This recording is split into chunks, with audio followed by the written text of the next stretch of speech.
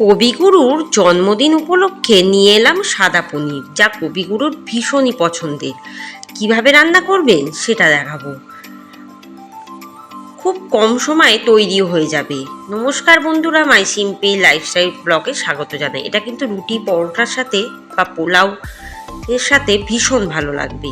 দেখে নিন আজকের তাহলে রেসিপিটি, একটুও স্কিপ করবেন না, তাহলে কিন্তু এই রেসিপিটি শিখতে পারবে না। এতটাই লোভনীয়, এতটাই টেস্ট, না বানিয়ে খেলে এর স্বাদ বোঝা যাবে না।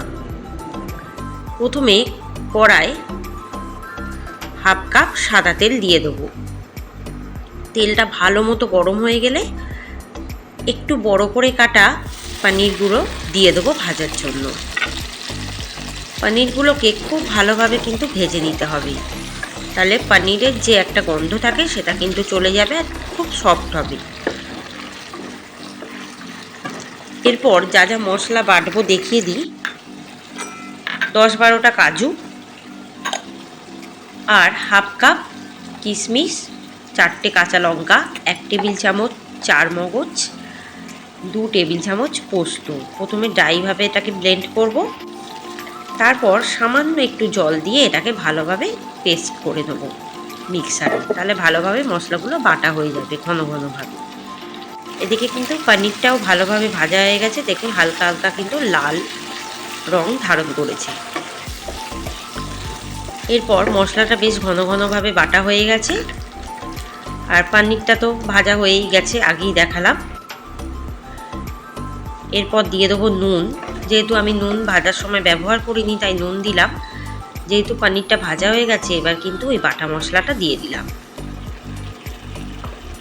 দিয়ে এটাকে একটু কষিয়ে নেব, তাহলে খেতে আরও বেশি ভালো হবে।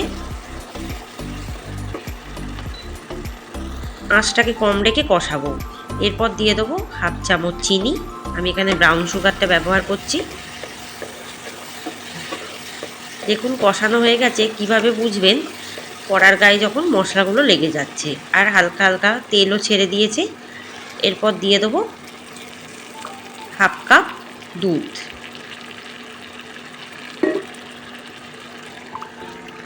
আর হাফ কাপ জল দিয়ে মশলার সাথে পনিরটা ভালোভাবে মিশিয়ে দেবো। এবার এটাকে লো আঁচে রান্না করব। এরপর ওপর থেকে একটু ধনেপাতা কুচি ছড়িয়ে দেবো, খেতে আরও টেস্টি হবে। আর এটাকে মাখা মাখা করে কিন্তু নামাতে হবে।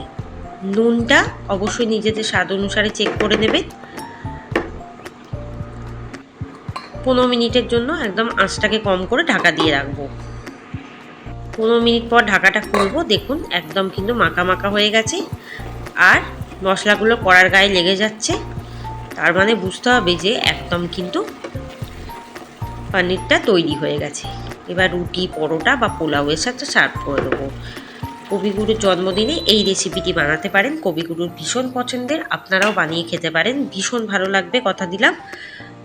চ্যানেলটিকে সাবস্ক্রাইব করবেন, বেল আইকনে ক্লিক করবেন আর কমেন্টে জানাতে থাকবেন যে এই রেসিপিটি কেমন লাগছে।